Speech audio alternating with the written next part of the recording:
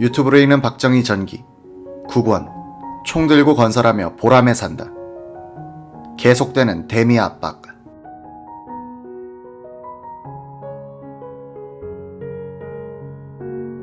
(1968년 1월 29일) 오후 4시 30분부터 약 1시간 반 동안 박정희 대통령은 청와대에서 세 번째 시국 대책회의를 주재했다. 이날 대통령은 국내외 정세에 대한 정부 방침의 의견을 듣고만 있었다. 그날 저녁 박 대통령은 김성은 국방부 장관과 임충식 합참의장, 김계원 육군참모총장, 김영관 해군참모총장, 장지량 공군참모총장 및 강기천 해병대 사령관을 청와대에 남게 한 뒤 대책회의 겸 저녁 식사를 함께 했다. 박 대통령과 군 수뇌부 모두가 미국에 대해 심한 배신감을 느끼고 있었다. 술을 한 잔씩 돌린 박 대통령은 이렇게 말하더란 것이다. 우리가 미국과 방위동맹을 아무리 맺고 있어도 어떤 나라든 자기네 국익을 우선시하는 것이지. 방위조약이든 그 무엇이든 간에 모든 국가 간의 조약이란 어디까지나 자국의 이익이 합치될 때 지켜지는 것이지 무조건적인 시에는 없는 거야. 국가 간의 이익이 상치하면 조약 같은 것은 물거품같이 되는 것이지. 이번 같은 예를 봐도 자기네 군함이 공해상에서 무력으로 납치된 것은 자기네 영토가 침범당한 것과 다를 바 없잖아. 옛날 같으면 당장 전쟁이 일어날 판인데 그래서 보복이 당연할 줄 알았는데 말이야. 역시 한반도에서 전쟁이 발생하면 미국으로서는 큰 부담인 것은 사실인 모양이야. 그러니까 승무원이라도 구하려고 저러는데 우리도 미국만 믿지 말고 비상대책을 논의해봐야겠어. 각군 참모총장들은 강력하게 북벌을 건의했다고 한다. 각하, 미국이 못한다고 하니 우리만이라도 이북을 두들겨 놓겠습니다. 청와대까지 겁도 없이 들어온 놈들을 가만 놔두면 또 그런 일이 벌어질 겁니다. 우리가 단독으로 할 수 있습니다. 김 장관은 어떻게 생각하시오? 따져봐야겠습니다. 육군 전투력은 현재 2개 사단이 월남에 파병되어 있어 유사시엔 우리가 미국에 철군 통보를 해야 할 겁니다. 문제는 공군력입니다. 공군 참모총장 장지량 중장이 일어나더니 벽에 걸린 지도에 다가서서 설명했다. 현재 우리가 보유하고 있는 주력 기종은 F-5A입니다. 아시다시피 요격기로서 공격 전술에 필요한 폭격에는 다소 무리가 있습니다. 설사 이 전투기로 폭격을 한다 해도 문제는 제공권이 평양, 원산 이상을 넘지 못하는 데 있습니다. 일명 자유의 투사로 불리는 F-5A는 마하 1.64의 경량급 전투기였지만 짧은 항속거리와 열악한 무장 능력으로 인해 적진을 폭격하는 임무에는 적합하지 않았다. 그러면 만약 우리가 북한을 때리려면 어떤 기종이 필요하지? 지금으로서는 월남에서 미 공군이 사용하는 F-4D 팬텀 정도는 있어야 합니다. 장지량 참모총장이 말한 팬텀 기종은 마하 2.27의 전천후 장거리 전폭기로서 당시 미국은 일본을 포함한 어떤 동맹국에게도 이 기종을 제공하지 않고 있었다. 곁에 있던 김성은 장관이 거들었다. 각하, 이 기종만 있으면 우리가 북한에 핵공격도 할 수 있습니다. 히로시마에 투하된 핵폭탄이 4톤입니다. 팬텀의 무장 능력은 핵공격을 가상하고 만든 기종입니다. 특히 레이더 및 각종 전자장비가 전투력을 극대화시켜줍니다. 북한에 우리가 핵폭탄을. 박 대통령은 손바닥으로 탁자를 탁 하고 두드리고는 김성은 장관에게 그거 구해올 수 있겠소 하고 물었다. 각하, 미국이 우리를 배신한 마당에 우리가 미국을 꽉 조여보면 될지도 모릅니다. 각하께서 동의하신다면 말입니다. 그래, 그거 한번 해보자. 북괴놈들, 우리도 때릴 수 있다는 걸 보여줘야겠어. 미국의 북한 공습 중지 결정은 무장공비 침투 사건으로 울분에 찬 한국의 대통령과 군 수뇌부들을 더욱 격양시켰고 종국에는 자주국방의 의지를 불태운 셈이 됐다. 김성은 전 장관의 회고. 그 무렵 군부와 대통령의 관계가 아마도 한국 역사상 가장 가까웠던 때가 아닌가 합니다. 일주일에 한두 번은 대통령이 국방부 장관과 각군 참모총장을 불러 식사를 함께 했고 때로는 제 공간에 찾아와 식사를 하기도 했습니다. 군 수뇌부들은 대통령과 자주 만나면서 정치적 대소사에 대해 이해의 폭도 넓었습니다. 모두 북한 정권에 대한 적개심이 동일했고 대한민국을 어떻게 해서든 지켜나가면서 경제발전을 해야 한다는데 한치의 이견이 없었기 때문입니다.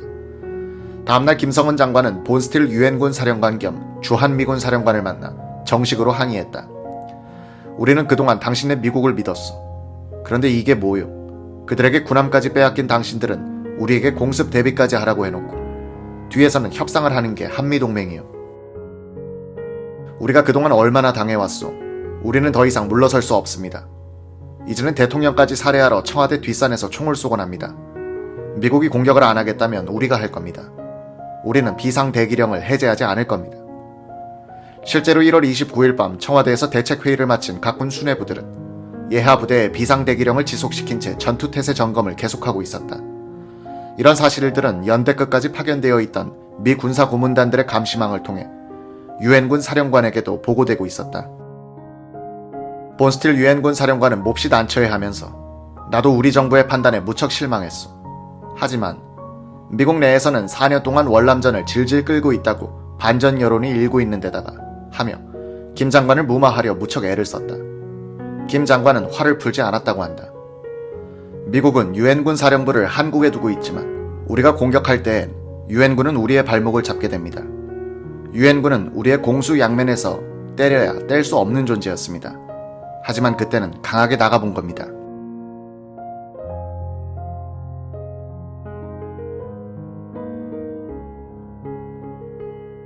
박정희 대통령, 김성은 국방장관의 대미 시위는 즉시 효과를 보기 시작했다.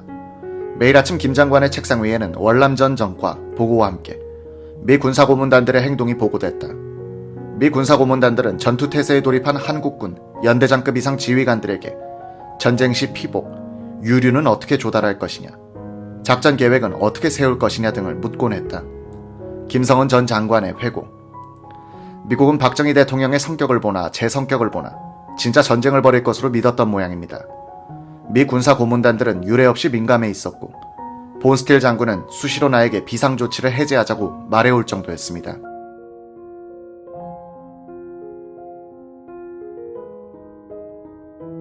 (1968년 1월 21일부터 1월 30일까지) 열흘은 자유진영대 공산진영 간 세력균형의 대지진이 일어난 시기였다.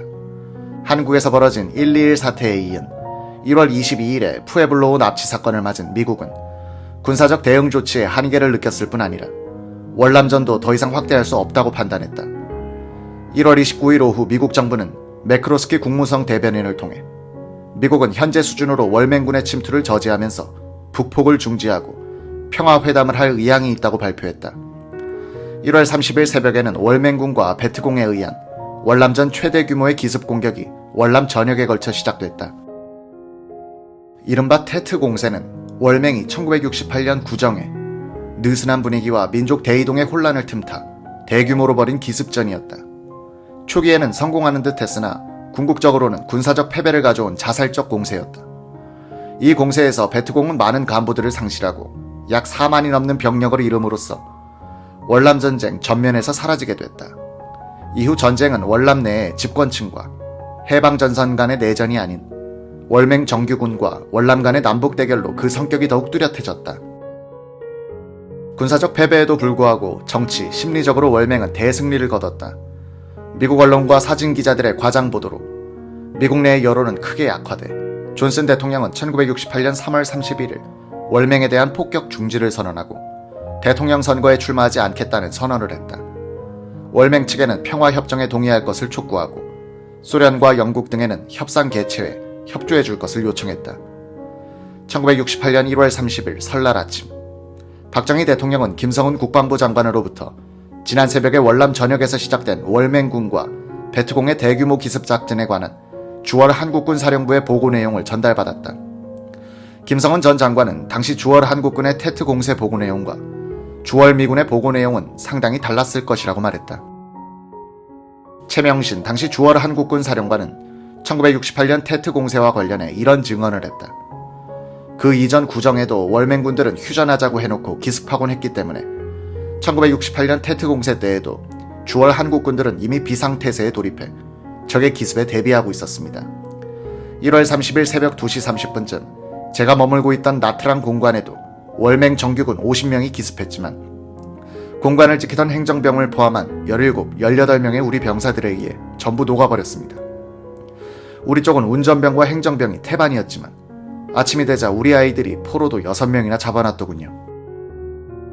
각자 호 속에 들어가 움직이지 않고 적이 가까이 다가오길 기다려 한두 발씩만 사격을 가하면 야간이기 때문에 아군의 위치를 발견할 수 없는 적들은 전부 당하고 마는 겁니다. 이날 주월 한국군은 도처에서 매복 작전을 펴고 있다가 수많은 전과를 올렸습니다. 테트 공세 때는 베트공 특공대들이 1.21 사태의 김신조 일당처럼 월남의 TU 대통령 관저를 습격하기도 했다. 이들은 대통령 관저에서 불과 50여 미터 떨어진 주월 한국대사관을 경비하던 박세환 중위와 소대원들에 의해 대통령 궁 앞에서 괴멸됐다.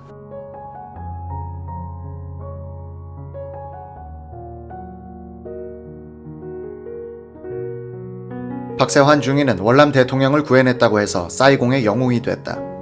고려대학교 정외과를 졸업하고 ROTC 1기로 임관하여 비둘기 부대에서 파월 근무를 하던 박중위는 이 전투에서 화랑 무공 훈장, 한 달 후 재차 기습한 베트공을 격퇴해 인원 무공 훈장을 받았다.